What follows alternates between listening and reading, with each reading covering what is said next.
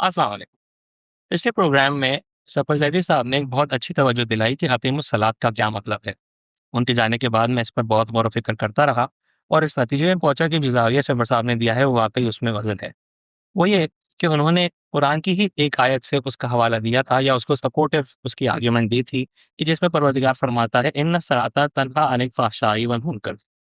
शफर साहब ने बताया कि अकीमुस्सलात से मुराद यहाँ पे ये गुमान किया जा सकता है कि वह यहाँ पर मुराद सर्कुलेशन ऑफ वेल्थ है।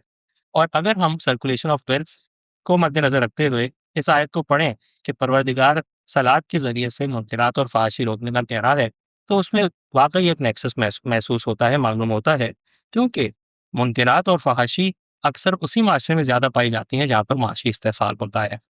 मैं उनका इंतहाई मशकूर हूँ कि उन्होंने इस तरफ तवज्जो दिलाई और आज एक बार फिर मैंने उनको ज़हमत दी है ताकि वो ऐसे मज़ीद जवाहिर हमारे साथ शेयर करें, जिनका उनका पुख्ता एक्सपीरियंस रह चुका है या जो उनकी नज़र से गुज़रते रहे हैं।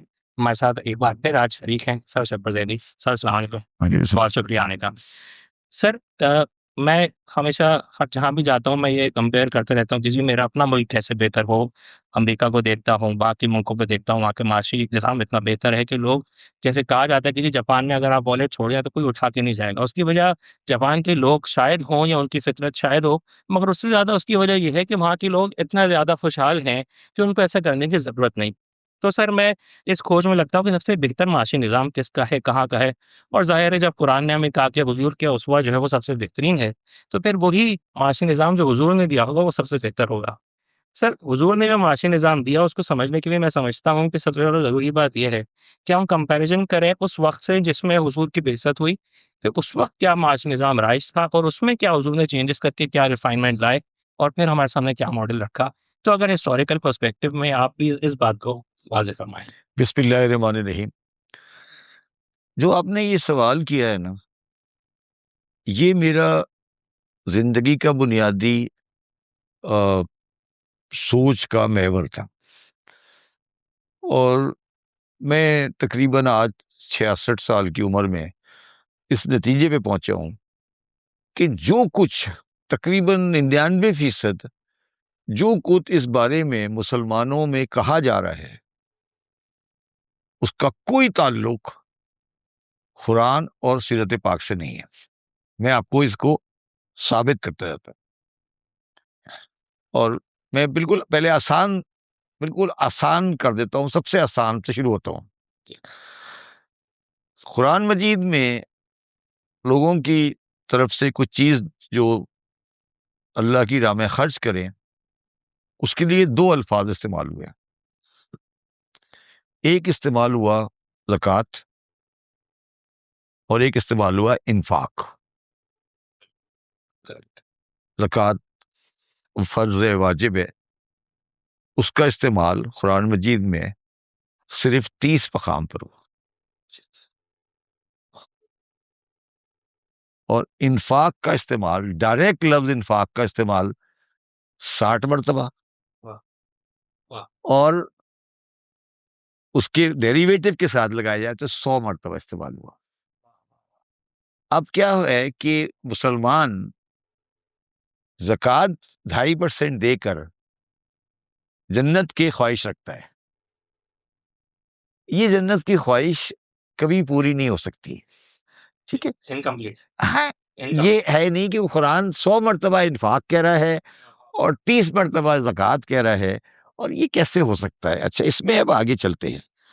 अब जब इसमें हम आगे चलते हैं तो फिर हमें ये बात पता लगती है कि मैं जब ये आपकी बात आने से पहले मैं इसको थोड़ा-सा और इसके ऊपर गौर कर रहा था।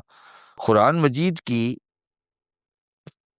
सूरह बकरा की इस आयत पे पहुँचा, तो मैंने ये नतीजा निकाला कि मुसलमानों की अक्सरियत को कुरान समझ ही नहीं आया।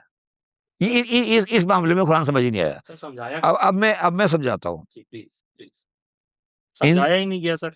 मैं समझाता हूँ। इन तनालुल बिर्रा हत्ता तुनफिकू मिम्मा तुहिब्बून वला तुनफिकू मिन शैइन फ़इन्नल्लाहु बिही अलीम।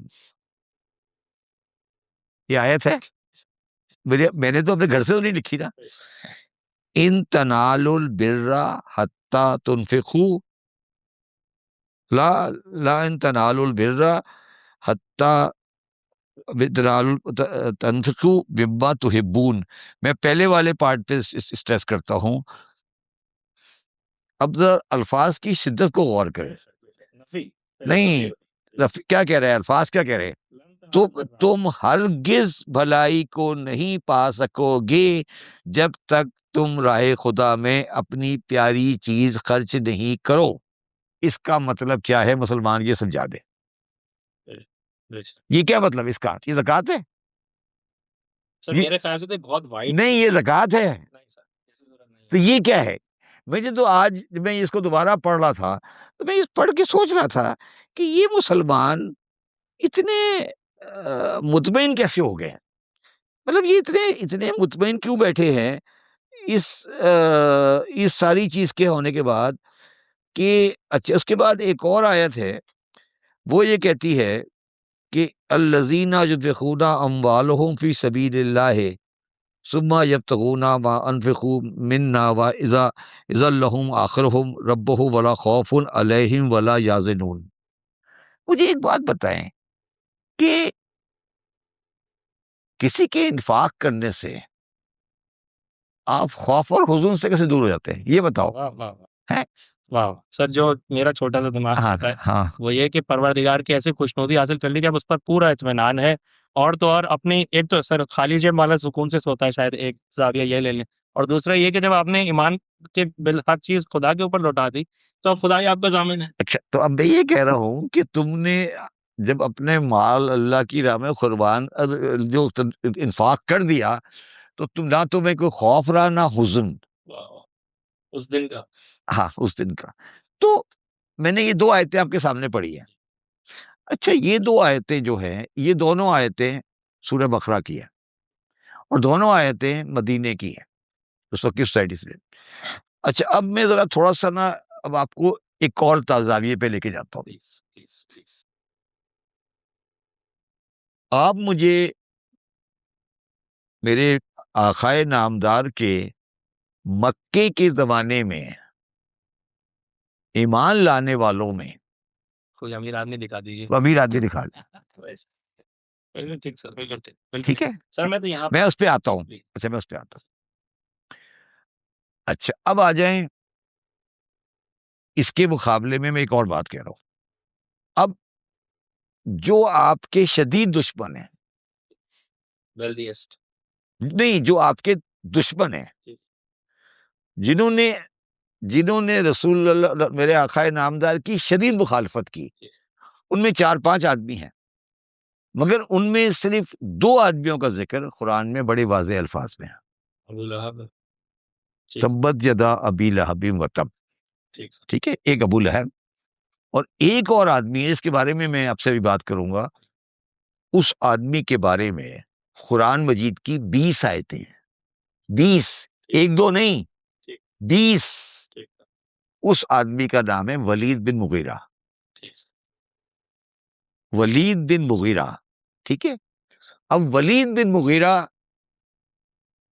के बारे में सूरह सूरह मुदस्सिर की 11 नंबर से 30 नंबर तक आयतें वलीद बिन मुगीरा के बारे में। आप गौर करें कि कुरान मजीद जो एक-एक लफ्ज़ को बचा के रखता है, वो एक मुशरिक और काफिर के ऊपर 20 आयतें लिख रहा है। 20 आयतें, छोटी-मोटी नहीं है, 20 आयतें। वलीद बिन मुगीरा। वलीद बिन मुगीरा कौन है? वलीद बिन मुगीरा खालिद बिन वलीद के वालिद हैं, ठीक है? और अच्छा, अब ये जो आयतें वलीद बिन मुगीरा के बारे में लिख रहा है, वो आयत या अय्युहल मुदस्सिर, ओम फांडे। एक कमली, काली कमली वाले, पहली से लेकर 10 आयत तक रसूलुल्लाह सल्लल्लाहु अलैहि वसल्लम को के बारे में बात की जा रही है। 11वीं आयत के बाद 11वीं आयत में आप अल्लाह का तेवर देखिए, अल्लाह का तेवर देखिए, 11 से लेकर 30। अब आप 11वीं से लेकर 30 तक अल्लाह ताला का तेवर देखें। उसे मेरे और उसके मामले पर छोड़ दे जिसे मैंने अकेला पैदा किया। रसूलुल्लाह को कह रहे हैं कि आप, मैं इसको देख लूंगा। फैला, और उसे फैला हुआ माल दिया, ठीक है, वास्ट वेल्थ, ठीक है, और हाजिर रहने वाले बेटे दिए, ठीक है, बिल्कुल ठीक, और उसके लिए हर तरह की कशाइश कर दी। ठीक, ये वलीद बिन मुगीरा के बारे में बात हो रही है, जनरलाइज गुफ्तगू नहीं हो रही है। और वो फिर भी वो लालच रखता है कि मैं उसे और दूं। हरगिज नहीं, बेशक वो हमारी आयतों का दुश्मन बन गया। अब मैं इसे बहुत सख्त अजाब में डालूंगा। बेशक इसने सोचा और एक बात ठहराई तो हलाक हो गया, कैसा बुरा मंसूबा ठहराया। और फिर हलाक हो गया, कैसा बुरा मंसूबा ठहराया। फिर इसने देखा, फिर थोड़ी चढ़ाई, और थोड़ी चढ़ाई, ठीक, थोड़ी चढ़ाई और मुंह बसूरा, और पीठ फेर दी, और तकब्बुर किया, अकड़ गया, और कहने लगा ये कुरान तो बस जादू है जो पहलों से चला आ रहा है। ये तो हर ये तो बस इंसान का कलाम है। अब मैं इसे जहन्नुम में झोंक दूंगा, और तुझे क्या मालूम कि जहन्नुम क्या है, ना बाकी रखे ना छोड़े। इंसान, वाह वाह वाह, ना बाकी रखे ना छोड़े, ना बाकी रखे ना छोड़े। इंसान को झुलसा देने वाली और खाल बदलने वाली, और उस पर 19 फरिश्ते हैं। ये 20 आयतें हैं वलीद बिन मुगीरा के खिलाफ। वलीद बिन मुगीरा के अंदर प्रॉब्लम क्या थी? वलीद बिन मुगीरा के अंदर प्रॉब्लम क्या थी? दौलत, माल। वलीद बिन मुगीरा ताइफ के, मदीने का बड़ा बड़ा मक्के का बड़ा सरदार था। उसके पास बेशुमार दौलत थी, ताइफ में उसके बेलात थे। अल्लाह ताला जो जो रमजान के लिए सिर्फ लिखता है कुतबा अलैकुम सलाम पे पूरा पूरा कुरान खत्म कर देता है रमजान का, वो 20 आयतें मैंने आपके सामने पढ़ दी। वो वलीद बिन मुगीरा के बारे में गुफ्तगू करता जा रहा है, करता जा रहा है, करता जा रहा है, करता जा रहा है। उसको इतना नापसंद है वो आदमी जो दौलत से मोहब्बत करे। ये आपके सामने है ना, मैंने ये कहानी, ये मेरी कहानी नहीं है, ये हदीस नहीं पढ़ी मैंने आपके सामने। अच्छा, अब आगे चलें। ये जो शिद्दत, ये जो इस्लाम है, ये जो दौलत है, ये जो सिलसिला है, ये जो पैसे का सिलसिला है, ये इस्लाम का कॉन्सेप्ट है, रसूलुल्लाह की आमद है। ये नमाज, रोजा, ज़कात, हज नहीं सर, नहीं। अच्छा, अब आ जाए। सर यहाँ पे मैं कुछ कहना चाहूँगा। हाँ, सर, इसमें तमाम अंबिया को हम जब पर्टिकुलरली उनको क्लोजली स्टडी करते हैं, तो हमें रियलाइज़ होता है कि वो ह्यूमन राइट्स एक्टिविस्ट थे। कैसे? हज़रत मूसा ने कौम को आज़ादी दिलवाई। हज़रत ईसा ने आके जो मौलाइयत, कितने मौलाइयत कह लीजिए, या जो पादरी जो है वो आकर काबिज़ हो गए थे, उनसे जान छुड़वाई लोगों की। तो हर किसी ने ह्यूमन राइट्स एक्टिविज़्म शो की। अच्छा, अब मैं समझाता हूँ आपको, ये आपको कोई नहीं समझाएगा। कुरान मजीद की एक आयत है, लीफ लाफ कुरैशिन, बिल्कुल सर, बिल्कुल। ठीक है। ये आयत ये कह रही है कि हमने कुरैश को, आपको पता है कि मक्के का माशरती निज़ाम, सॉरी, माशरती और सियासी निज़ाम रसूलुल्लाह सल्लल्लाहु अलैहि वसल्लम के ज़माने में क्या था? ये जो हमने लफ्ज़ दौरे जिहालत बनाया ना, लफ्ज़ दौरे जिहालत, ये हमने जान के बनाया है अपने ऐबों को छुपाने के लिए। वो दौरे जिहालत नहीं था। वो जो आवाज़ में किया करते थे, जो कुछ करते थे। वो अपने वक्त के निहायत ऑर्गेनाइज्ड और निहायत पढ़े लिखे और निहायत समझदार लोग थे, ठीक है। जो गजा से लेकर यमन तक की तिजारत कर रहे हैं वो जाहिल हो सकता है? जजीरा नुमा अरब के अंदर गजा से लेकर यमन तक एक पट्टी है जो आज भी है, जिसको मुल्क हिजाज कहा जाता है। और अगर आप गजा से लेकर यमन तक जाएंगे तो इस पट्टी के दरमियान में तकरीबन सेंटर में मक्का आता है, तकरीबन सेंटर है, अच्छा, ठीक है। मक्का के लोग इस ट्रेड रूट के इंचार्ज थे। और ट्रेड होती थी इंडो और चाइना की, जो कि एडिन की पोर्ट पे उतरती थी, और वहां से ये सामान उठाते थे और गजा लेके जाते थे। सर्दियों में यमन और गर्मियों में गजा। ये लाइलाफे कुरैशिन की आयत को पढ़ लें। ये जो काफिला ये जो तिजारती काफिले होते थे मक्के में, ये तिजारती काफिले किसी इंसान के नहीं होते थे, ये शहर के होते थे। और उसमें हर कबीले का एक परसेंटेज था कि बनी मुत्तलिब को ये मिलेगा, बनी खज़ा को ये मिलेगा। अच्छा, चाहे उनका सरदार जाए या नहीं जाए, फिक्स रेट।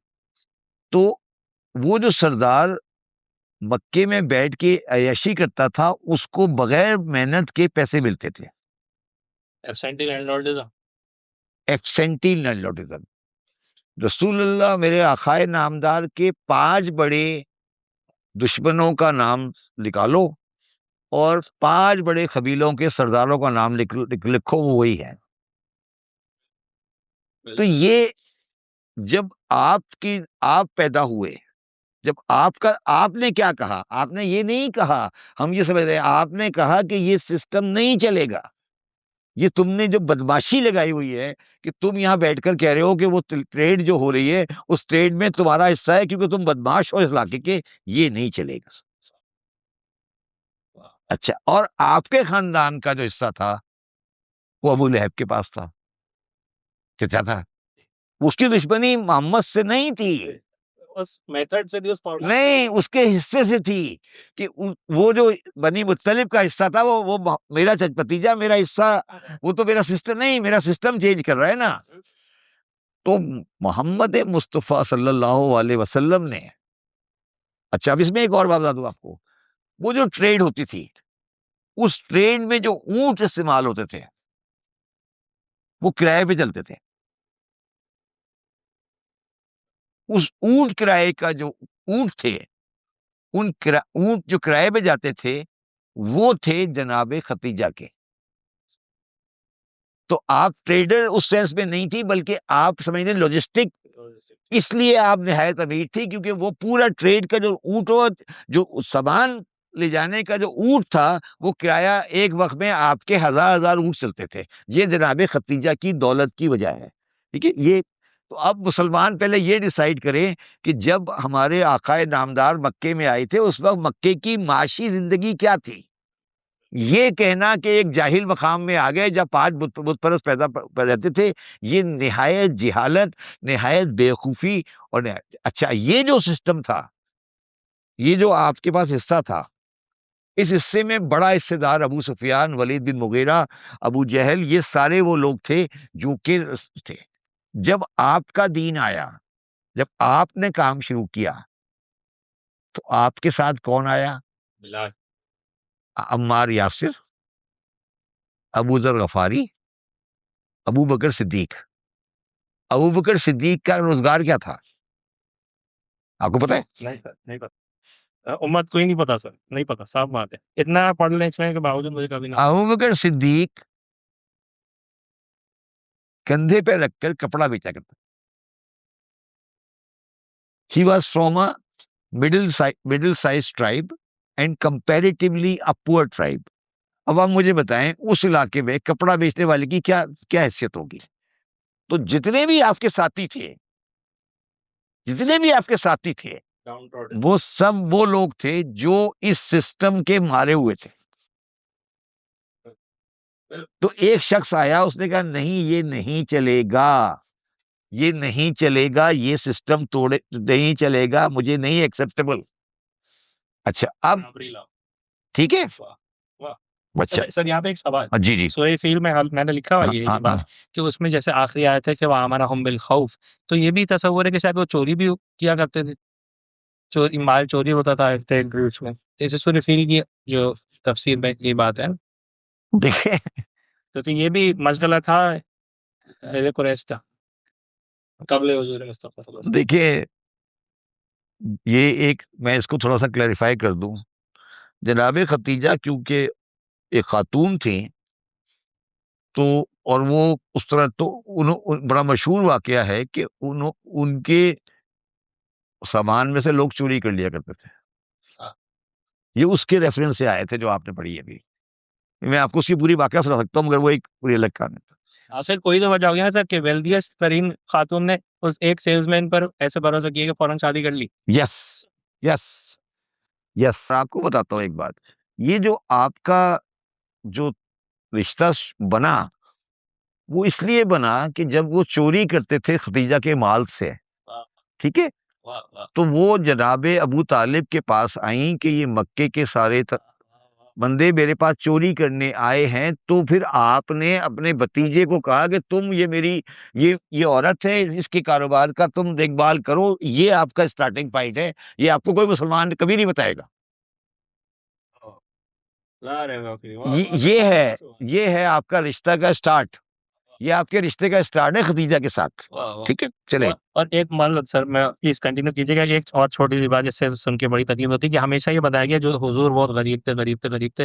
भाई इतना माल दिया था कि उधर बैठने वाले को नजर नहीं आया था, तो वो फिर आदमी वो गरीब कैसे अच्छा, अब मैं आता हूँ, मैं बताता हूँ गरीब को भी मैं एक्सप्लेन कर देता हूँ आज। मुख्तलिफ खानदानों के मुख्तलिफ चीजों में कारोबार था।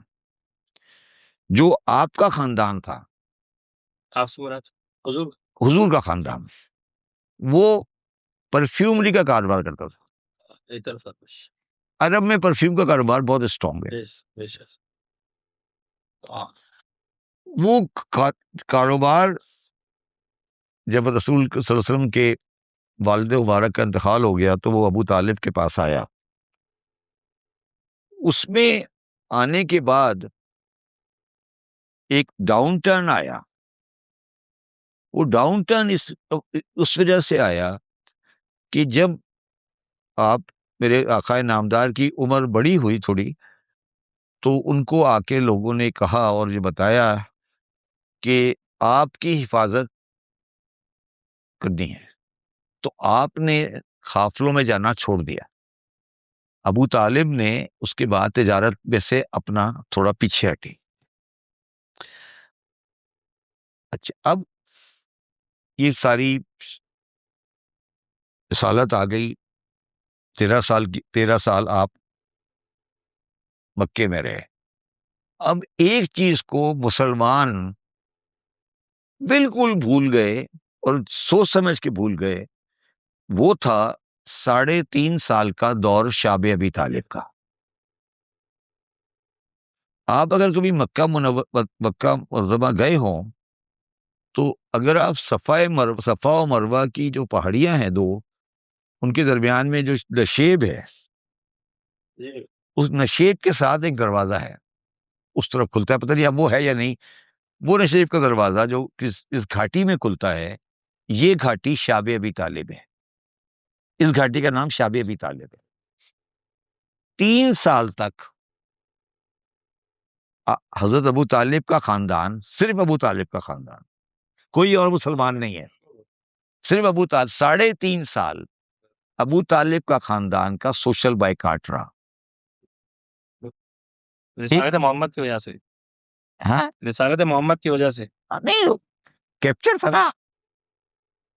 ऐसा वक्त भी आया कि अबू तालिब जितना सोना देते थे, इतना गंदम मिलता था। कभी शाबे अबी तालिब के बारे में गुफ्तगू पढ़े हो? अबू तालिब की दौलत किधर गई? खतीजा की दौलत किधर गई? शाबे अबी तालिब में 3.5 साल मक्के के लोगों ने कहा कि आपके साथ कोई सोशल और इकोनॉमिक कॉन्ट्रैक्ट नहीं होगा। तो आप मुझे बताएं, कहां से खाते थे? किससे कारोबार करते थे? लोग एक्स्ट्रा ऑर्डिनरी महंगा पैसा लेके और आपको देते थे। आप सोने के भाव पे खाते थे। जनाब खतीजा की दौलत और अबू तालिब की दौलत शाबे अबी तालिब में खर्च हुई। अच्छा, अब आगे चले। खैर, वो एक अलग कहानी है। तो मैं ये कहने की कोशिश कर रहा हूं कि जब इस्लाम आया या आप आए, तो आपने ये कहा कि मुझे ये सिस्टम जिसमें सरदार के पास काफिले का पर्टिकुलर राइट है, ये मुझे कबूल नहीं है। मैं सिंपल, जो आदमी मेहनत करेगा वो चीजें वो खाएगा। ये तो जितने भी अरब के सरदार थे वो आपके खिलाफ हो गए। अच्छा, अब मुझे एक बात बताएं, वलीद बिन मुगीरा या कोई और XYZ क्या इतना जाहिल था कि वो पत्थर के बुत को ये कहता था कि खुदा है? उससे जो आमदनी आ रही थी ना, उसको कहता था। आमदनी आ रही थी, नहीं आमदनी आ रही थी, और उसने कहा कि ये है खुदा,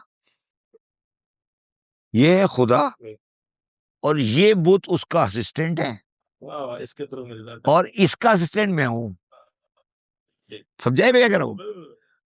ये अल्लाह आ गया, और इसका नाइब कह लें, इसका सिंबल कह लें, इसका प्रीफेस कह लें, या इसका एक सिंबॉलिक बनाया कि ये जो है ना, ये अल्लाह का समझ ले सिंबल है, और इस सिंबल का गार्डियन मैं हूं।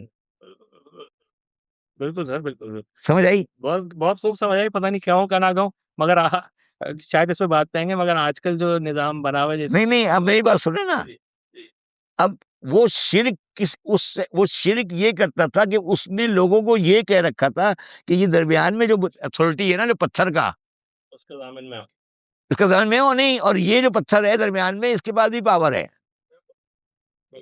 तो वो है शिर्क, मगर उसको ये पता था कि ये शिर्क नहीं है, वो खुद। अच्छा, अब आप इसको और आगे बढ़ाएं। लफ्ज इस्तेमाल हुआ मुशरिक, और लफ्ज इस्तेमाल हुआ काफिर। तो वलीद बिन मुगीरा मुशरिक था या काफिर था? दोनों। क्या? दोनों। नहीं, दोनों से क्या मतलब हुआ? एक तो ये सर कफूर इसलिए कि वो हक जानते हुए छुपा रहा था। तो अगर हक जान रहा था, मुशरिक नहीं हुआ ना फिर? देखिए, अगर वो हक जान रहा था, हक जान रहा था तो मुशरिक नहीं था, क्योंकि पता था कि हक क्या है, वो तो छुपा रहा था ना। तो इसका मतलब है कि काफिर, कुल या अय्युहल काफिरून, वाह वाह वाह वाह, कुल या अय्युहल काफिरून, कुल या अय्युहल मुशरिकून नहीं है। बिल्कुल। वाह वाह वाह वाह वाह, छुपाने वाले, वाह वाह वाह वाह, बहुत खूब, बहुत खूब। कुल या अय्युहल मुशरिकून की कोई आयत नहीं है, है कोई आयत? है कुल या अय्युहल काफिरून। अगर छुपाने वालों, वाह क्या कहना। अगर ये आयत मदीने की होती वाह वाह, तो मैं मान लेता। मेरी बात समझे? जी सर। अगर ये आयतें, काफरून वाली आयतें सारी मदीने में नाजिल होती ना, तो मैं ये कहता यार, उधर सारे वाले थे ना, वो सारे मुशरिक थे, काफिर तो वो थे ईसाई और यहूदी। वाह वाह वाह, तो वो जो आयतें कुफर वाली मक्के में आई थी, वो कौन थे? वो कौन थे? वो कौन थे? वो वलीद बिन मुगीरा, ये अबू जहल, ये सारे कौन थे? अबू सुफियान, ये कौन थे? ये कौन थे? हक जानते हुए छुपाने वाले। हक जानते हुए छिपाने वाले, हक जानते हुए छिपाने वाले। और मैं लोगों को एक बड़ी सिंपल सी बात पूछता हूँ, मुझे कभी भी हैरानी होती है, जी। ये पता नहीं कैसे मुसलमान है। फिर एक बात मेरे भी जहन में आ रही है कि जब बचपन का हुजूर का वाकया है कि वो बादल चल रहा था। वही उसी पे आ रहा था मैं उसी पे आ रहा था यार। बादल तो उस वक्त चलता था जब बच्चे थे। यार दरख्त के नीचे बैठते थे, जब दरख्त खड़ा हो जाता था, तो ये इनको आज नजर आया था। यार इनको आज नजर आया था ये, हैं? ये इनको आज नजर आया था। यार ये तो साथ चल रहे थे मौजज़े, बेशक। ये मौजज़े तो साथ चल रहे थे, पैदाइश के दिन से चल रहे थे। पीठ पे निशान था, मोहर नबुव्वत थी पीठ पे। ये तो पैदाइश के दिन से चल रहे थे ना। मैं आपको एक वाकया सुना देता हूँ इस पे। जब आपकी विलादत मुबारक हुई, तो हजरत अली की वालदा फातिमा बिनत असद, वो एक घर में रहती थी भाई, तो उसने कहा, फातिमा बिनत असद ने आके हजरत अबू तालिब से कहा कि मैंने आज अजीब खलकत की पैदाइश देखी, अजीब तरह की खलकत की पैदाइश देखी है आमना के घर। सुबह बेशक।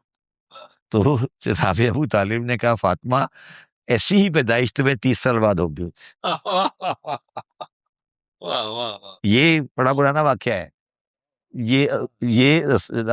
तो आप क्या, आपके ख्याल में ये 40 साल बाद आके कोई कोई चीजों को नजर आई थी क्या? ये मोहरे नबुव्वत जो आपके आपके पिछले मुबारक पे थी, वो 40 ये साल बाद 40 नमदार साल हुई। बाद नमूदार हुई थी? ये तो बता दें, खुदा का वास्ता है, ये तो बता दें कि 40 साल बाद नमूदार हुई थी।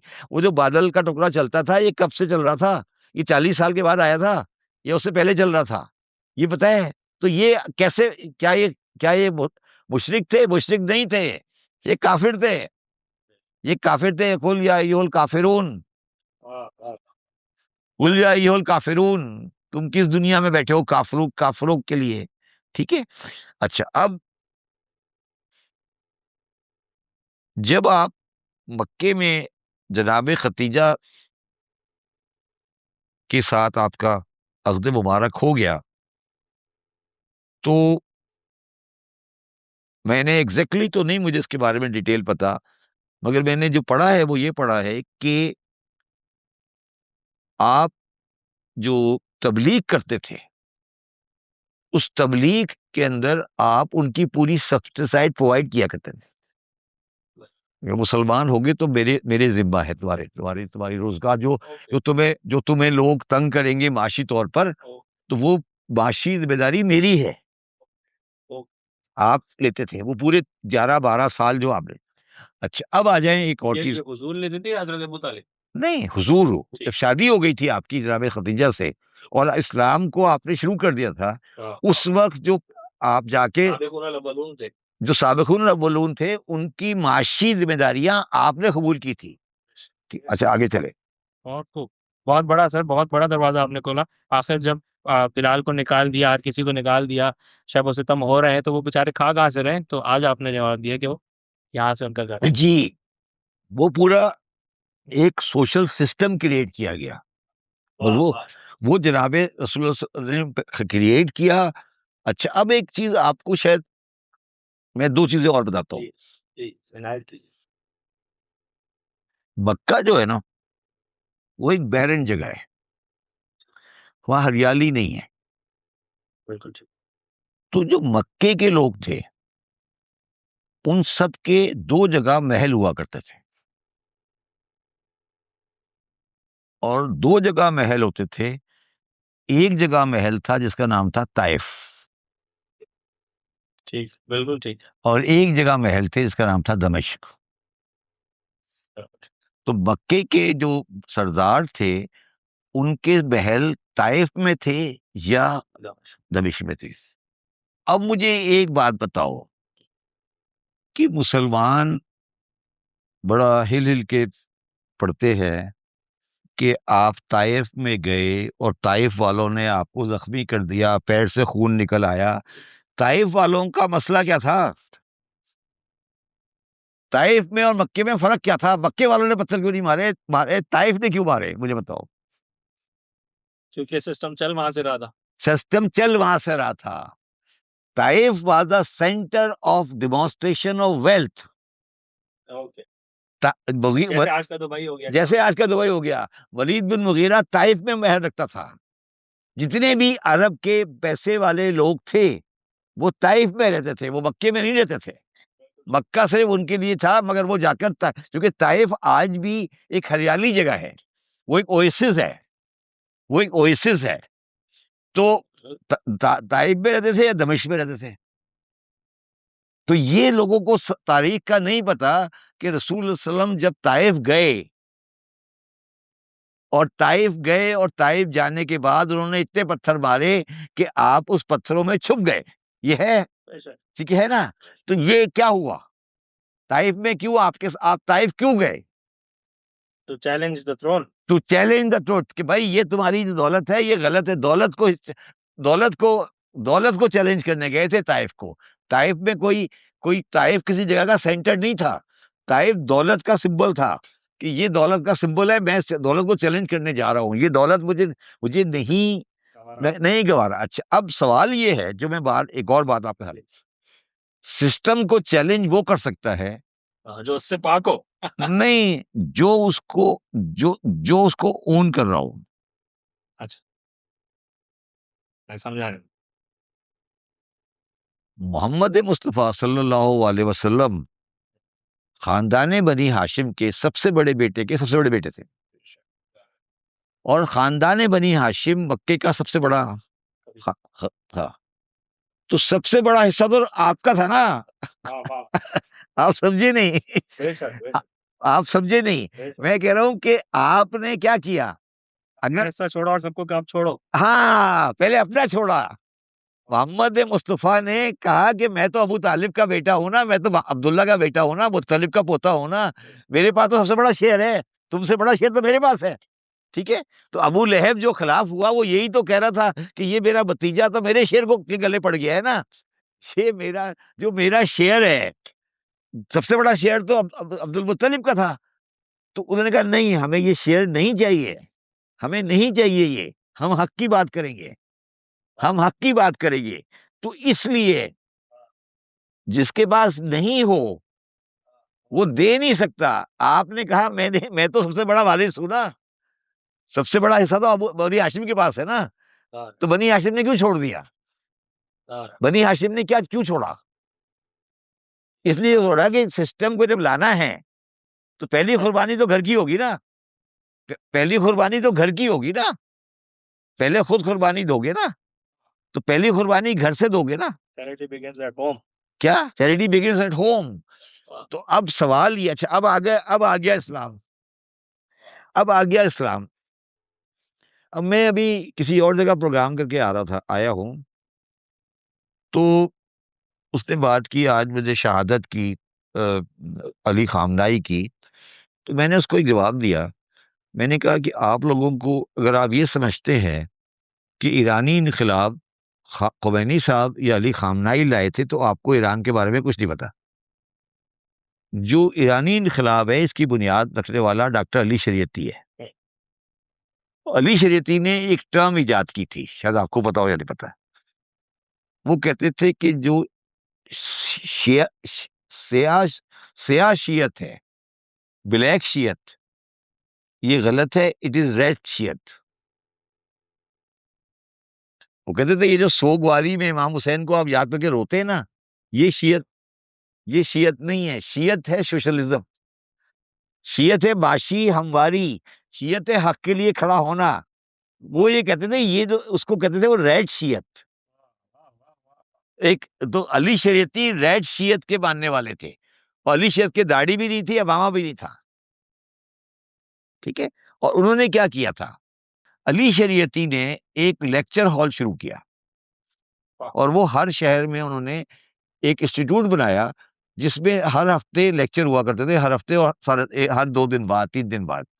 और उन लेक्चर के जो इंस्टीट्यूशन थे उनका नाम था हुसैनिया इरशाद।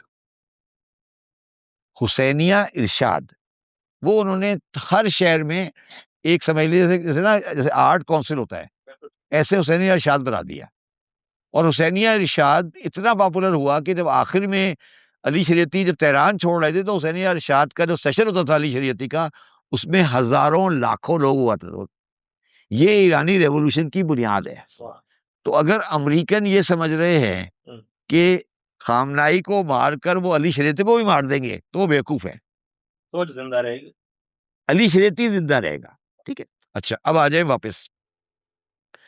अब जो कैपिटलिस्टिक सोच आई अ, थी, उसको डिसमेंटल कर दिया मेरे आकाए नामदार ने। उस सोच की कंटिन्यूएशन बाकी रही।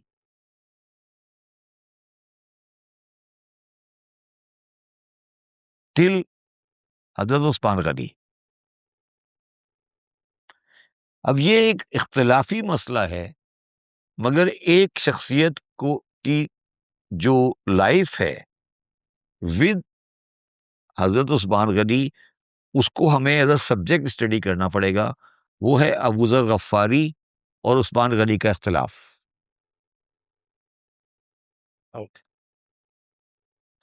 अबू ज़र गफ्फारी शाम गए, उन्हें आविया ने अपना महल दिखाया। अबू ज़र गफ्फारी ने तारीखी जुमला कहा अबू ज़र गफ़ारी ने कहा कि अगर मुसलमानों के माल से बना है तो जुल्म है, और अगर अपने माल से बना है तो इसराफ है। ठीक है। अच्छा, अब अबू ज़र गफ़ारी और हज़रत उस्मान गनी के दरमियान में मैंने मेरी मेरी स्टडी ये कहती है इख्तलाफ पैदा हुआ, और वो इख्तलाफ माशी उसूलों पर हुआ, और अबू ज़र गफ़ारी को एक्साइल कर दिया गया मदीने से। ये बड़ा कंट्रोवर्शियल सब्जेक्ट है, और इस कंट्रोवर्शियल सब्जेक्ट को हैंडल किया है मौलाना मौदूदी ने अपनी किताब खिलाफत और मुल्कियत में। उन्होंने कहा कि ये जो इकोनॉमिक कैपिटलिज्म है, ये इस्लाम में नहीं था, हुजूर ने इसको ख़त्म कर दिया था, मगर ये तीसरी खिलाफत के आने तक ये वापस आया, और इसने वापस आकर इस्लाम की फाउंडेशनल बैकग्राउंड को ख़राब कर दिया, और आज उसी पर आप खड़े हैं। और आपने आतुज़ ज़कात की बात तो कर ली, रज़क़नाहुम यनफ़िक़ून को भूल गए। ला ला तनालुल बिर्रा वो आप भूल गए। मैं तो कह रहा हूँ, मैंने बार-बार पढ़ता हूँ ना कि तुम हरगिज़ सोचो भी नहीं। यार आप क्या कह रहे हैं? अल्लाह ताला कह रहा है सोचो भी नहीं कि तुम, तो वो क्या कह रहा है? क्या रहा है? तो ये जो इस्लाम में बाशी निज़ाम का सिलसिला चला, अच्छा वो फिर कभी आज तक उस तीसरे खिलाफत के बाद से अंडो नहीं हो सकता। कभी आज तक रिवर्स नहीं हो सका, और हमने उसको ओन कर लिया। तो मेरे हिसाब से, मेरे ज़ाती हिसाब से, अगर कोई मज़हब सोशलिज़्म या एक्यूमुलेशन ऑफ वेल्थ को डिनाई करता है, वो इस्लाम है। अच्छा, इसके लिए जो मैंने अपने ज़हन में जो टर्म इजाद की है, कम्युनिज़्म जो है या सोशलिज़्म जो है, वो लोगों से लेता है जबरियन। इस्लाम कह रहा है तुम विलफुली दो। इस्लाम कह रहा है विल फ्री। तो मैंने इसका नाम रखा है वॉलंटरी सोशलिज़्म। अगर आप इस्लाम को डिफाइन करेंगे ना इकोनॉमिकली क्या है, तो मैं कहूँगा ये वॉलंटरी सोशलिज़्म है। जो कि अच्छा, वॉलंटरी सोशलिज़्म में फ़ायदा क्या है? देखिए, आप मेरी बात समझें। जो आदमी स्वीडन में 56% टैक्स दे रहा है,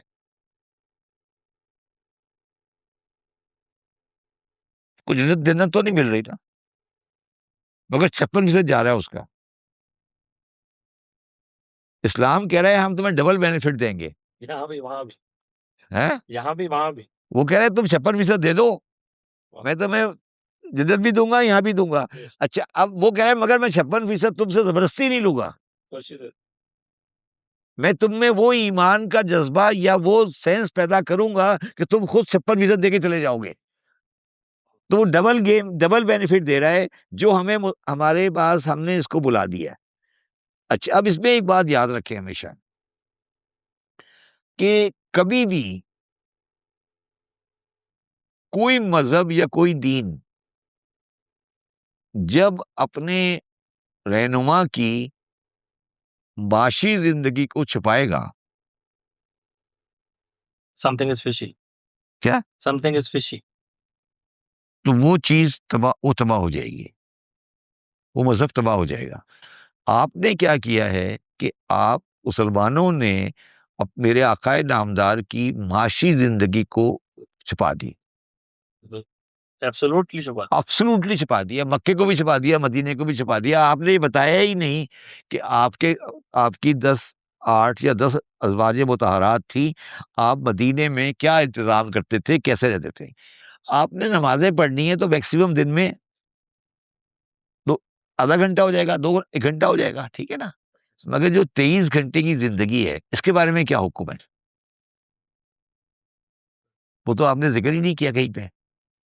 तो जो बुनियादी मसला पैदा हुआ, और आज भी इस्लाम का बुनियादी मसला है, वो ये है कि आप ये समझे कि इस्लाम कैपिटलिज्म और इस्लाम ये exploitation of human human rights और एक्सप्लॉइटेशन ऑफ लेबर के साथ जिंदा है, मैं उसको हक नहीं दूंगा, मैं उसको सदका दे दूंगा। ये जो आपने मेंटल आपने कॉन्सेप्ट डाला ना, ये कॉन्सेप्ट आपको लेके बैठ गया। और मैंने आपके सामने उस सूरह मुदस्सिर की 20 आयतें पढ़ी, 20 आयतें, 20, एक दो नहीं, 20। और हम पढ़ते हैं सूरह मुदस्सिर को ये सोच के कि वो रहमत वाला सूरह है। इसमें 10 आयतें आपके बारे में, 20 आयतें वलीद बिन मुगीरा के बारे में। और ये वाहिद शख्सियत है, आपको पता है ये वाहिद शख्सियत है।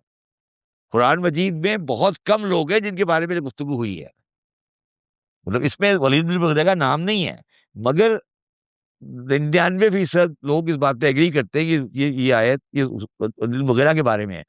तो कुरान मजीद शख्सियतों को सामने रख के बता रहा है, छुपा नहीं रहा, उनकी फीचर्स बता के बात कर रहा है। फीचर बता के बात कर रहा है। अच्छा, अब मुझे एक बड़ी सिंपल सी बात बताओ, तुम सूरह तब्बत यदा अबी लहब बता पढ़ो जरा, क्या है? तब्बत यदा अबी लहब व तब मा अगना अन्हु मालहु व मा कसब सयस्ला नारन ज़ात लहब फी जिदिहा हब्लुम मिन मसद, कि वो कसरत से अपना माल जमा करता। आगे चलो। मुझे और उसकी औरत अमरातहु, अम्मा लगा था इसका मतलब क्या हुआ? फी जिदिहा हब्लुम मिन मसद, सर मेरे ज़हन में इस वक्त हम फमरातहु अम्मा लदल हतब, कि उसके बीवी जिसके गले में रस्सी है, यही यही है। आपके ख्याल में ये इसका मतलब क्या है? सर यही कि माल जमा करने की हिर्स होती थी उसको, अबू लहब जो था, और हुजूर पर जो रस्सी डाली थी उसकी बीवी। नहीं है, अबू लहब जो था उसकी जो बीवी थी उसका नाम था उम्मे जमील। उम्मे जमील अबू सुफियान की बहन थी। और उम्मे जमील और क्योंकि अबू लहब हजरत अब्दुल्ला का भाई था, तो दोनों के घर बराबर बराबर थे। एक घर अबू अब्दुल्ला का था और एक घर अबू लहब का था, दोनों रसूलुल्लाह का पड़ोसी भी था वो। और उम्मे जमील उसकी बीवी थी।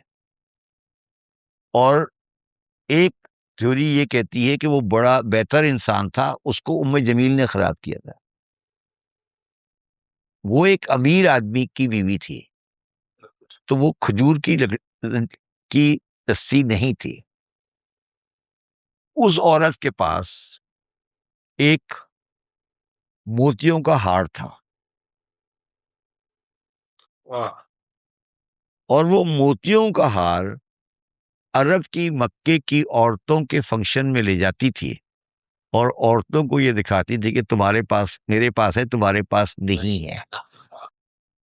और उसने वो हार इसी तरह जनाब खतीजा जब रसूलुल्लाह सल्लल्लाहु अलैहि वसल्लम के साथ रही और शाबे अबी तालिब, तो वो तो जब उसने जनाब खतीजा के साथ यही हरकत की, तो फिर ये आयत नाजिल हुई, वमरातहु अम्मालतल हतब।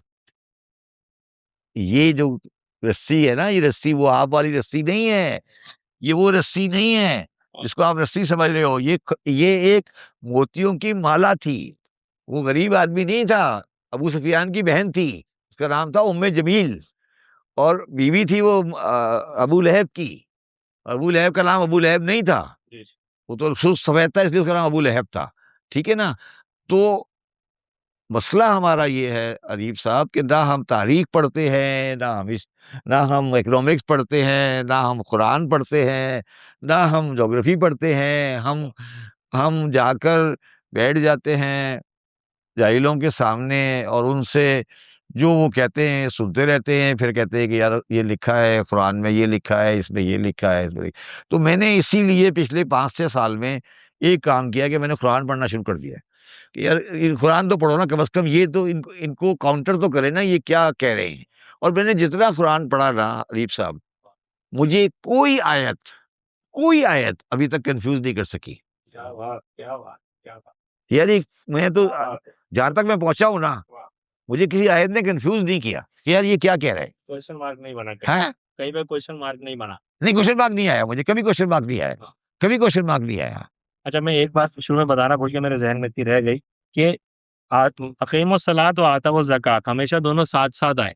और जो आपने जिस तरह बताया कि अकीम सलात से मुराद वो निज़ाम निज़ाम कायम निज़ाम कर है, देना है निज़ाम। कि सर्कुलेशन ऑफ वेल्थ का निज़ाम कायम कर दो, तो बिल्कुल बात साफ बैठती है। अकीम सलात निज़ाम बना, वो आता वो ज़कात उसको चलाने के लिए ज़कात अदा लगा करो। दीजिए, बिल्कुल दोनों दोनों कोई कन्फ्यूजन नहीं है इसमें, मुझे कोई कन्फ्यूजन नहीं है, दोनों अल्फाज कॉम्प्लीमेंट कर। मुझे कोई कन्फ्यूजन नहीं है। 15 मुझे साल से हम बस यही सोचे जा रहे हैं, आपके हाँ, कुछ अकीम सलात क्या चीज़ है? अकीम सलात क्या चीज़ है? नमाज़ कायम करो, नमाज़ कायम करो, नमाज़ कायम करो, क्या मतलब? ज़कात दे दो। ज़कात दे दो, ज़कात दे दो। साल में एक बार ज़कात दे दी, हाँ, 5 नमाज़ें दे दी। वाज़ेह वाज़ेह अकीम सलात। अच्छा, अब मेरा ये सवाल है कि जो मेरे आक़ाए नामदार थे, कोई ये तो नहीं है ना कि आधा घंटा, घंटा, 2 घंटे, 3 घंटे रहे हों, 63 साल की ज़िंदगी गुज़ारी ना। और अगर आप 63 साल की ज़िंदगी में नबुव्वत वाली ज़िंदगी रहे तो 23 साल लोगों के सामने मौजूद रहे, ठीक है? अच्छा, अब मौजूद रहे, अब मौजूदगी में रोज़गार भी किया, बच्चे भी पैदा हुए, घर भी बनाया, जो कुछ भी किया, तो वो जो किया, वो जो कुछ किया 23 साल में, उसमें से आपको कोई माशी निज़ाम नज़र नहीं आया? कुछ तो होगा ना? कुछ तो किया होगा ना, मतलब ये तो नहीं है ना कि आप माशी निज़ाम को ओपन छोड़ के कि यार 2 दिन चाय करना। तो बात ये थी कि वो ये दिखा दे के गए, उसमें उन्होंने बुनियादी मसला पहला जो काम किया वो ये किया कि जो कार्टेल था वो ट्रेड वाला। अच्छा, अब आप मुझे पूछोगे ये कार्टेल ट्रेड वाला आपने कॉन्सेप्ट कहाँ से लिया? ये भी सवाल है ना? एक तो बात साफ वैसे ही समझ आती है कि किसी को तकलीफ होती ही तब है जब उसके पेट पे लात लग रही है। तो मोहम्मद ने यकीनन अच्छा, कोई ऐसी बात की होगी जिससे उन सरदारान को तकलीफ हुई होगी। अच्छा, इस कार्टेल ऑफ ट्रेड के बारे में डिटेल्ड डिस्कशन है द लास्ट प्रॉफिट में बाय लेस्ली हैज़ल्टन, जो किताब लिखी है उसने। वाह! एक काफिर ने।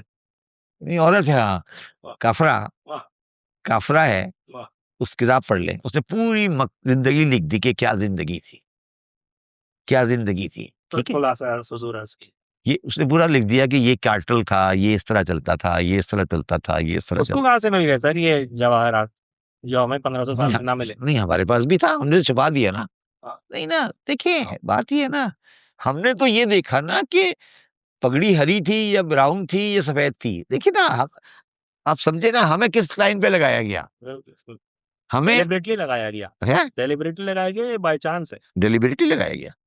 आपको पता है कि एक एक जमात है कराची में, शायद उसका नाम जमातुल मुस्लिमीन है, शायद, मुझे एग्ज़ैक्टली नहीं पता। वो जो जमात खड़ी करते हैं ना, नमाज़ के लिए, तो एक बंदा लकड़ी लेके खड़ा होता है और सबके पैर की बराबर करता है। और वो तकरीबन 15-20 मिनट लगाते हैं अच्छा। इस काम में कि सबके अगर पैर, जैसे मैं खड़ा हूँ और आप खड़ा हो तो पैर इस डायरेक्शन में होना चाहिए। नहीं मिलने चाहिए। ठीक है, बिल्कुल ठीक। मेरा पंजा आपसे मिलना चाहिए, ठीक। ठीक है? इस चक्कर में वो घंटों ज़ाया कर देते हैं। जबकि साथ खड़े करने से मुराद ये थी कि यार किसी को बराबर यार ले आओ। मैं कह रहा हूँ ना, अच्छा उसके बाद एक बंदा आता है, वो बंदा आता है, वो एक लकड़ी पकड़ के आता है, वो चेक करता है ये उसके, ठीक है? फिर कहते हैं, क्या बोलते हैं, गार्ड ऑफ ऑनर का मुआयना होता है। तो हमें इन चक्करों में लगा दिया। हमें इन चक्करों में लगा दिया कि रोज़ा इस वक़्त खोलना है या रोज़ा इस वक़्त खोलना है या रोज़ा इस वक़्त खोलना है। वो भी सही नहीं बता पाए। अच्छा नहीं, और आपको शायद पता है या नहीं पता कि रोज़ा खुद ब खुद खुल जाता है। बिल्कुल। बिल्कुल, मैं तो अक्सर यही परेशान हूँ भाई रोज़ा खुलने वाली बात किधर है? रात तक खत्म कर लिखा अरे हो। मैं जब घर पहुँचूँगा तब खोल लूँगा। अच्छा सॉरी, मैं एक बात क्लैरिफ़ाई कर दूँ, मैंने पिछली जो पॉडकास्ट की थी, उसमें जो कुतिबा अलैकुमुस्सियाम की आयत है, उसका नंबर 183 है, 185 नहीं है। जी। तो अच्छा, तो मैं ये कह रहा हूँ कि ये जो हमें हमें हमा आपने कहा ना कि गोरी को कैसे पता लग गया? ये गो हमें ही पता था, हमें भी पता था, हमें भी पता है, मगर हमारे लिए वो इम्पोर्टेंट नहीं है ना। मैं आपसे ये पूछ रहा हूँ ना, मैं आपसे आज एक सवाल कर रहा हूँ। आपने साढ़े 3 साल शाब अबी तालिब के बारे में कभी कोई गुफ्तगू सुनी है?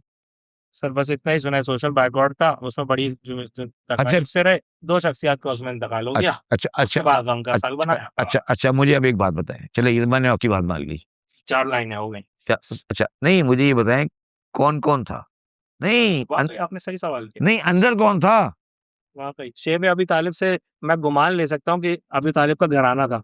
तो कितने लोग थे? 4 थे, 5 थे, 10 थे, 5 थे, 12 थे, कितने थे? There is no answer. हैं? There is no answer. कोई सहाबी था? शेब अबी तालिब ऐसे ही काफिर थे। नहीं नहीं, हाँ, नहीं मैं पूछ रहा हूँ कोई सहाबी अंदर था? नहीं होगा अबू तालिब की। नहीं मैं पूछ रहा हूँ ना, आपसे सवाल है। नहीं नहीं सर, हालांकि सर मैंने रहीकुल मखतूम भी पढ़ी है, मैंने बहुत सारी किताब पढ़ी, मगर मुझे इस सवाल का जवाब नहीं मालूम। तो फिर अच्छा, ये वाकया कोई शुरू की नौबत का नहीं है? आपकी हिजरत कब हुई है? 10 10वें। नहीं मतलब हिजरत जो हुई है 13 साल बाद हुई है ना? हिजरत किस वक्त हुई है? हिजरत में जब कत्ल पे यकीन हो गया था, 100% हो गया था, आप कत्ल करेंगे। कब हुआ वो फैसला? शेख अबी तालिब के बाद। कब 6 के बाद कब हुआ? नहीं सर, ये सब क्वेश्चन मार्क्स है। है ये सब क्वेश्चन मार्क्स है, वाकई आप जायज सवाल पूछ रहे हैं। क्वेश्चन मार्क नहीं है। जिस दिन अबू तालिब का इंतकाल हुआ उसके 3 दिन बाद हुआ। वाह वाह वाह वाह वाह, वो गार्जियन जब तक था। जिस दिन अबू तालिब का इंतकाल हुआ, जब तक अबू तालिब जिंदा थे, मोहम्मद मुस्तफ़ा सल्लल्लाहु अलैहि वसल्लम को किसी की हाथ लगाने की जरूरत नहीं थी। ये जो आपका वाक़या हिजरत है और जनाब अबू तालिब की वफात है, इसका डेट निकालो, डेट निकालें आप, क्या डेट है इसकी?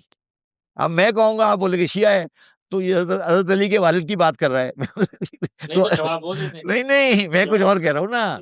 आप हजरत अबू तालिब की वफात का दिन निकाल लें और हिजरत की रात हिजरत की निकाल रात निकाल लें। 4 या 3 दिन का वास्ता है। माय गॉड, आज तक 1500 साल में ये बात नहीं पता। नहीं आपको नहीं पता, हमें तो पता है। ठीक ठीक है, यानी कि अवाम उन्नास में राइज नहीं की गई। यानी कि भाई वैसे तो अच्छा, मुझे ये तो पता है कि हज़रत अबू तालिब काफ़िर मरे थे, कान में कहा था, ये तो मुझे पता है। नहीं अबू तालिब, ये तो नहीं, ये तो सर यकीन कीजिए कि मुझे 3 क्लास से पता अच्छा है। मुझे ये मुझे बता, 3 क्लास से पता अच्छा है। मुझे तो एक बात ये तो बताओ, उनसे हाँ, कान नहीं में सुन मुझे, कौन रहा था? अच्छा मुझे ये बताओ कि कान में कहा था वो तुमने सुन लिया है? नहीं यार, जो बात कान में की जाती है ज़ाहिर है किसी ने नहीं सुनी। तो फिर वो कैसे सुन ली? अच्छा मेरा इस पे एक बड़ा इंटरेस्टिंग जवाब है, बड़ा इंटरेस्टिंग जवाब है। सर क्लास 3 से पता है मुझे ये बात। 7 साल का था मैं। अच्छा अब मुझे एक बात बताएं कि अगर अबू तालिब बिलफर्ज महाल कलमा पढ़ला नहीं पढ़ा, अगर अबू तालिब कलमा पढ़ लेते आर्गुमेंट से, तो मेरे आकाए नामदार के वालिद मुबारक का वालिद मुअज्जम का क्या बनता? उन्होंने तो नहीं पढ़ा था, उनके बारे में क्या हुक्म है? नहीं नहीं, आप बताएं ना। सर यकीन कीजिए कि मैं आपको अभी वीडियो दिखा सकता हूँ मुस्तनिद उलमा की, जिन्होंने कहा कि हुजूर के वालिद वालिदा जहन्नमी है। मैं दिखा सकता हूँ वीडियो। अच्छा चल आगे चले, ठीक है मान लिया जहन्नुमी है, मान लिया, ठीक है नाउजुबिल्लाह जहन्नुमी है। तो ये तो सूरह फील तुमने पढ़ी, सूरह फील का वाकया पढ़ लिया, और ये भी सारे मुसलमानों ने, हर बंदे ने लिखा कि जो इस घर का मालिक है वो हिफाजत करेगा। वाह वाह वाह, मुझे यहाँ पे तो ये काफिर का बयान है? नहीं, ये बयान काफिर का बयान है। क्या ये बात, क्या बात, क्या बात। जो अबू अब्दुल मुत्तलिब का बयान है कि मेरे ऊँट वापस कर दो, मेरे ऊँट वापस कर दो, वाह, ठीक है। अच्छा आपको ये वाकया, मैं क्लोज कर देता हूँ अपना सेशन को। आपको ये वाकया पता है, ये जो अब्दुल मुत्तलिब का मेरे ऊँट वाला, सही सर। ये जो अबरहा था ये यमन से आया था, ठीक है। और यमन से आया और उसने जाके मक्के के बाहर कैंप किया, जैसे पहले जमाने में किया करते थे, और वो अब्दुल मुत्तलिब के 100 ऊँट उन्होंने कब्जा कर लिया। इससे मैं मुसलमानों को यही रोकता हूँ कि 100 ऊँट इसके दादा के हों वो गरीब कैसे हो सकता है? ठीक है ना, ठीक है ना, 100 ऊँट तो चले वो एक अलग कहानी है। अच्छा एक और बात सर, बराबर में अबू लहब रह रहे इतने, इतने पड़ोस में इतना फर्क कैसे है? अच्छा चले, अच्छा नहीं अब अच्छा आगे चले। तो उसके बाद अब्दुल मुत्तलिब ने मक्के के लोगों को कहा कि तुम लोग सारे कोहे अबू खुबैस के ऊपर चले जाओ, क्योंकि मक्के के साथ पहाड़ी है। और मैं अबरहा के पास जाता। जब आप अबरहा के खेमे में दाखिल हुए तो अबरहा आपको देखे खड़ा हो गया। तो उसने पूछा तुम मेरे को तुम तो बादशाह में देखे खड़े क्यों हो गए? तो उसने कहा, अबरहा ने अब्दुल मुत्तलिब को कहा कि मैंने इतना खूबसूरत आदमी जिंदगी में नहीं देखा। वाह वाह वाह। उसने कहा मैंने इतना खूबसूरत आदमी जिंदगी में देखा ही नहीं। तो जाहिर है अबू लहब अगर सुर्ख था तो वालिद भी वैसा ही कुछ होगा। नहीं, ये अबू अबरहा का बयान है। आगे चले। उसने कहा कि तुम्हारे तुम्हारे बंदों ने मेरे ऊँट चुरा लिए। तो अबरहा ने अब्दुल मुत्तलिब को कहा कि मैं आपकी आप आए थे, आप इतने खुश शक्ल इंसान हैं, मैं आपकी बड़ी इज्जत करता था, मगर आपके इस जुमले ने आपकी इज्जत खत्म कर दी। खंजर के साथ आना चाहिए था। नहीं नहीं नहीं, कि आपने कहा कि मेरे ऊँट वापस कर दो, जबकि आपको पता है मैं खाना काबा को गिराने आया हूँ। अच्छा ठीक है। उसने कहा कि आपके इस जुमले ने कि आप मुझसे ऊँट वापस मांग रहे हैं, वाह वाह इसकी हिफाजत क्यों नहीं मांग रहे? वाह वाह वाह ऊँट वापस मांग रहे हैं, वाह। और खाना काबा के बारे में कोई गुफ्तगू नहीं की आपने। तो मुझे आपकी बड़ी बड़ी इज्जत थी, मैं आपको बड़ा अच्छा समझता था, मगर अब मेरे जहन में है कि यार ये क्या आदमी है जो खाना काबा का मुतवल्ली है, वो मुझसे खाना काबा की बात नहीं कर रहा, अपने ऊँटों की बात करने आ गया है और खाना काबा की बात नहीं कर रहा, ये क्या है? तो मेरे जहन में आपकी इज्जत खत्म हो गई। तो अबू अब्दुल मुत्तलिब ने अबरहा को कहा, देखो बात सुनो, ये ऊँट मेरे हैं, वो घर उसका है। वाह। ऊँट मेरे हैं, मैं इनको वापस लेने आया हूँ। ये घर उसका है, वो देखिए। चाहेगा हिफाजत करेगा, चाहेगा नहीं करेगा। वाह अब ये जो जिसके दादा का ये ईमान हो। वाह वाह वो जिस पे चिड़िया आ गई। वाह सर वाह। नहीं नहीं, वो बात चिड़िया तो बाद में आएंगी ना यार, चिड़िया तो बाद में आएंगी। नहीं ईमान का उस वक्त भी तो वो लेवल था ना। नहीं ना, चिड़िया तो बाद में आई ना। वो क्या क्या उन्होंने कहा कि यार, उन्होंने पूछा आपने क्यों खाने काबा की बात नहीं की? उन्होंने कहा मैं क्यों खाने काबा की बात करूं, मेरा घर थोड़ी है। मेरा घर थोड़ी है। वाह वाह वाह। तो जब उसने पूछा अपने लोगों से कि ये इतना खूबसूरत क्यों है इंसान, तो उन्होंने जवाब दिया, उनके जो काहन थे और जो उनके उलमा थे, उन्होंने कहा हमने अपनी किताब में पढ़ा है कि इसकी पेशानी में आखिरी आने वाले नबी का नूर है। अब उनको दादा के चेहरे में नूर नजर आ रहा है, हमें नबी के चेहरे में नूर नजर नहीं आ रहा। लेकिन यार मेरी बात सुने ना, उनको दादा के चेहरे पे नूर नजर आ गया। ये मेरा बयान नहीं है, ये तमाम अरब की तारीख में लिखा है कि उन काहिनों ने कहा कि उसने पूछा भाई ये इस आदमी के चेहरे पे ये नूर क्यों है? तो उन्होंने कहा कि हमने अपनी किताबों में पढ़ा है कि ये जो इंसान है इसके इसके इसके पुष्ट में आने वाले नबी का नूर है। अच्छा यही बात मैंने हजरत अब्दुल्ला के बारे में भी सुनी है कि यही बिल्कुल। तवाइफा जो है वो उनको अट्रैक्ट करती थी यस ताकि। Yes yes. यार मैं आपसे एक और बात कहता हूँ, प्लीज। यार वो तो नबी पैगंबर आइम्मा थे, ठीक है। मैं आज आपको दो चेहरों की मिसाल देता हूँ और आप कल तस्वीर जाके दोनों चेहरों को देख लीजिएगा। एक चेहरा है सैयद अली खामनाई का और एक चेहरा है ट्रम्प का। देख लें आप जाके चेहरा, फिर मुझे जवाब दे दें कि आपको क्या नजर आ रहा है। मैं नहीं कह रहा कि मैं किसी की साइड पर हूं, मैं सिर्फ ये कह रहा हूं यार ये तो आम इंसानों में नजर आता है, अंदर का ज़मीर उसके चेहरे पे जाहिर हो जाता है, आम आदमी के। और ये मुसलमानों को 63 साल नबी इनके दरमियान में रहा, वो नूर नूर नजर नहीं आया। और वो क्या बात करते हैं, किस दुनिया में बैठे हैं यार, किस दुनिया में रहते हैं ये लोग। सर एक कंफ्यूजन और हल कीजिएगा। हर जो है वो दीनी इदारा वो चंदे पे चलता है, डोनेशन पे चल।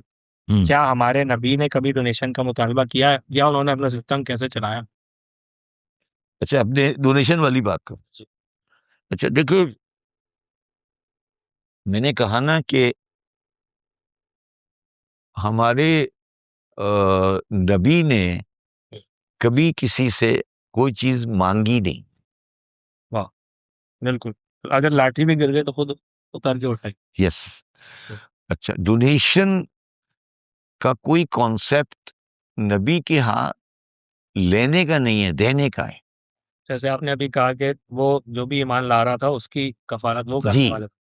और इसीलिए सदखात हैं, सदखात हैं, ठीक है। अच्छा, इसमें एक चीज है जो शायद आप आम मुसलमानों में नहीं है, ये सिर्फ शियों में है। खुम्स। खुम्स, वो एक, समझ लें, एक कंट्रीब्यूशन है जो सोशल वेलफेयर के लिए है।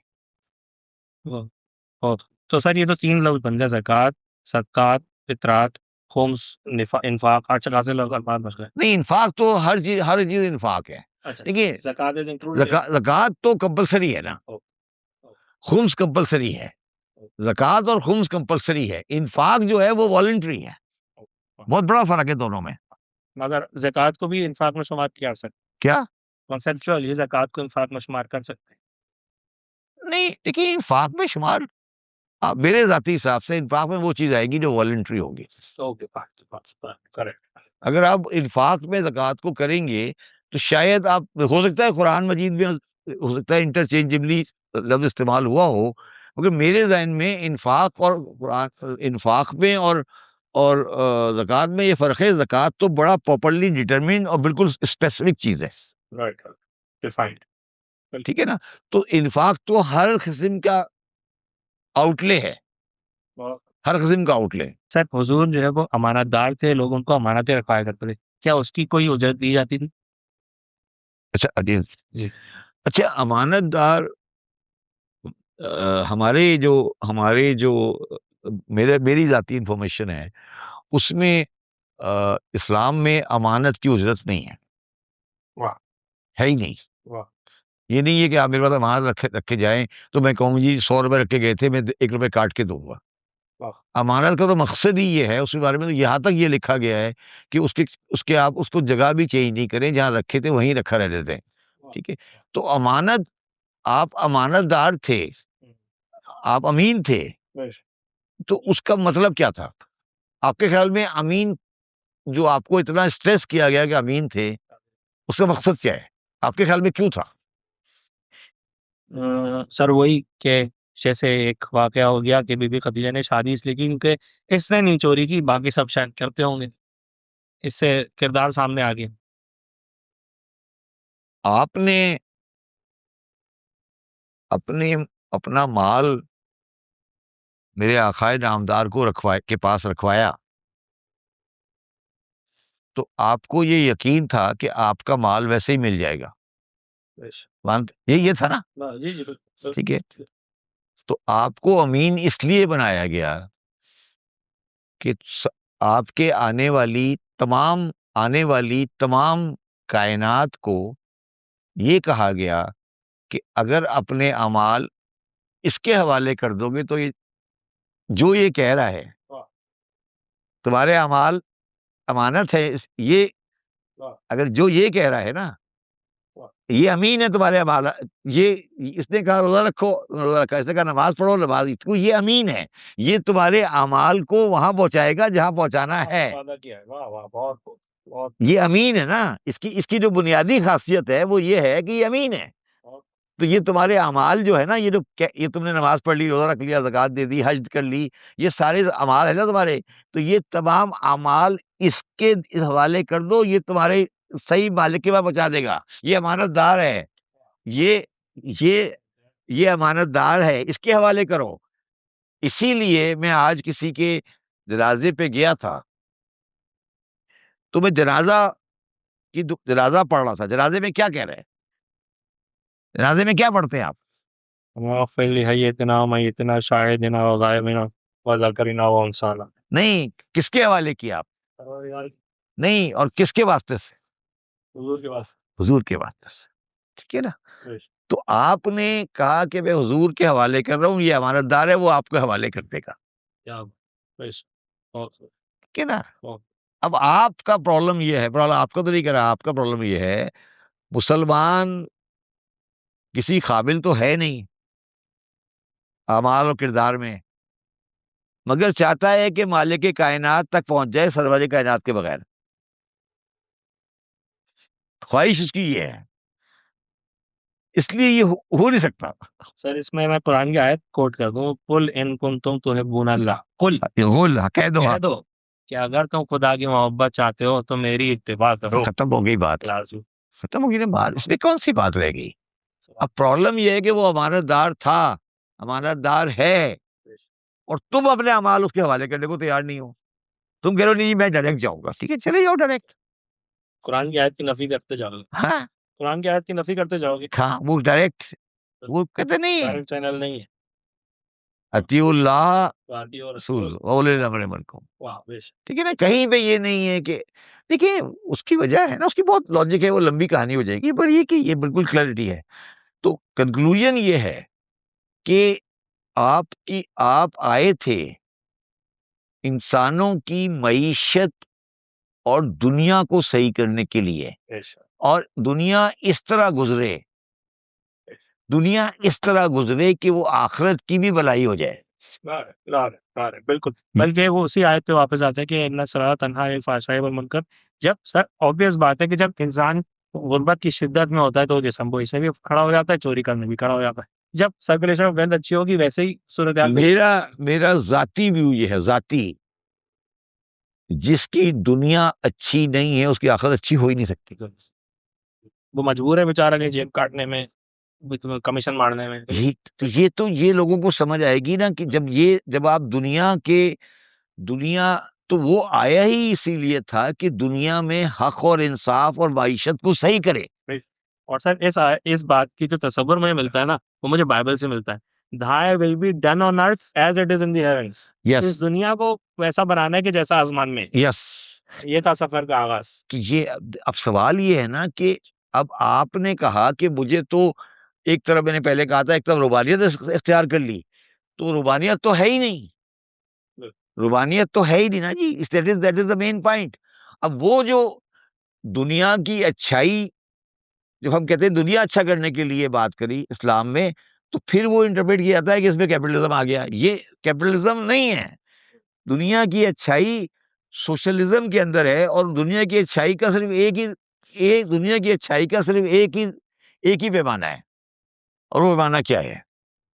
वो पैमाना ये है कि नहीं, पैमाना ये है कि ना अरबी, ना अजमी, ना सिंधी, ना गुजराती, ना मुसलमान, ना ईसाई, जो जो तुम में बेहतर है वो तकवा वाला है जो मेरिट पर है। तो जो जिस सोसाइटी में मेरिट आ गई वो प्रॉस्पर कर दे। उसकी दुनिया भी बन गई और आखिरत भी बन गई। जिस सोसाइटी में मेरिट आ जाती है उसकी दुनिया भी बन जाती है और आखिरत भी बन जाती है, बेशक बेशक बेशक। क्योंकि वो उसको हालात साजगार आ गए कि जिसमें वो खुदा को राजी कर सकता होगा। नहीं, उसके अंदर जो ये बड़ी लंबी कहानी हो जाएगी। उस सोसाइटी में जिसमें मेरिट आ जाता है उसमें से जुल्म खत्म हो जाता है। बेशक बेशक। माशी इस्तेसाल खत्म हुआ। नहीं, जुल्म खत्म हो जाता है, जुल्म। जुल्म बोलते हैं अरबी में किसी चीज को उसकी गलत जगह पे रखना। तो कोई बंदा मेरिट के खिलाफ अगर पॉइंट हो गया वो भी जुल्म है, ठीक है ना। तो जिस माशरे में जुल्म होगा वो माशरा कभी तरक्की नहीं कर सकेगा।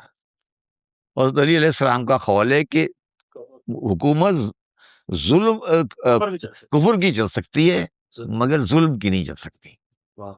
तो अब जो मकसद बुनियाद कायन था मेरे आकाए नामदार का, वो ये था कि माशरे से जुल्म खत्म करे, हर तरह का जुल्म, हर तरह का जुल्म। Right man eight right places in every aspect. उस जुल्म में गलत जगह गाड़ी पार्क करना भी आता है। उस जुल्म का मतलब ये नहीं है कि मैं किसी को कत्ल कर दूं, अगर मैं किसी की गाड़ी गलत पार्क करूंगा वो भी जालिम है। अब ये बात जब समझ आएगी तो बात समझ आएगी। सर इस वक्त रमजान के महीने में हर कोई समझता है कि जी हम बड़े बड़े दस्तरखान लगा लेंगे तो परवरदिगार राजी हो जाएगा। Teach a man to fish and feed him for a life time. क्या जी समझ रहे? सर जैसे हमारे पास जो है वो एक वाफिर तादाद मिकदार में इस शहर में चैरिटी होती है कि जी अफ्तार के वक्त में बड़े बड़े दस्तरखान रखते हैं। वेयर चाइनीज कॉन्सेप्ट ये है, give a man a fish and feed him for a day, teach a man to fish and feed him for a life time. Sir इस बारे में आप क्या कहेंगे? आप यकीनन सबके जो है वो अकाउंट से बाखबर हैं, कितनी चैरिटी इस शहर में होती है, तो क्या वो आइडियल है या ये सारा पैसा जो है वो इन बेटर सेंस खर्च होना चाहिए? कोई ऐसा इदारा बन जाए सारे पैसे इकट्ठे करके जिससे लोगों को रोजगार मिल सके, कोई ट्रेनिंग मिल सके। देखिए, वो जो आप कह रहे हैं वो बिल्कुल आइडियल है कि सब एक जगह आए हैं और वो अब जो जो मसला पैदा हो रहा है वो ये हो रहा है कि कुरान मजीद की सूरह तौबा की आयत है मसारिफ ज़कात। मसारिफ ज़कात के ऊपर। जी। उस मसारिफ ज़कात में ये लिखा हुआ है कि मिस्कीन को। जी, अब उस आयत की मिसदाक में ये हो रहा है। जी, जी। ठीक है? मगर वो मसारिफ ज़कात है, मसारिफ इंफाक नहीं है। नहीं, मगर ये जो हो रहा है ना सब, हुँ, ये ज़कात में हो रहा है, इन्फाक में नहीं हो रहा। जी। अगर तुम इसके अंदर जाओगे, मैं तो इस काम में हूँ ना अंदर, यकीनन सर। तो ये जो आपको नज़र आ रहा है ना खाने वाले, ये ज़्यादातर दुकानदारों की ज़कात है। एक बहुत बड़ा आदमी आया मेरे पास, उसको मैंने कहा यार ये ज़कात मेरे अस्पताल के लिए दे दो। कहने लगा नहीं शब्बर साहब वो रोटी खिलाने का हुक्म है। जी, तो मैं ये बताने की कोशिश कर रहा हूँ कि ये जो वो जो आयत है सूरह तौबा की, मसारिफ़ ज़कात की, हुँ, उस आयत की के ऊपर इज्तिहाद नहीं हुआ। जब बिल्कुल। उस आयत के ऊपर इज्तिहाद नहीं हुआ, तो उस आयत की मस्ताक में हर आदमी को ये हक हो गया कि वो जाके ये कहे कि मैं ज़कात है मेरी, आप ये 100 आदमियों को खाना खिला दें। अब ये मेरा मैं तो छोटा आदमी हूँ, मैं ये फैसला नहीं कर सकता कि क्या वो इंटरप्रिटेशन थी आज वैलिड है। देखिए ना, जी, बिल्कुल ठीक, बिल्कुल, आयत वाज़ेह है, बिल्कुल ठीक। आयत में लिखा है मिस्कीन के लिए, ठीक है। सर अब मिस्कीन को रोज़गार देके हर वक़्त खाना अबे खिला दें। भाई मेरी बात सुनो ना, पहली बात तो ये है कि क्या वो आयत इंडिविजुअल के लिए है या माशरे के लिए है?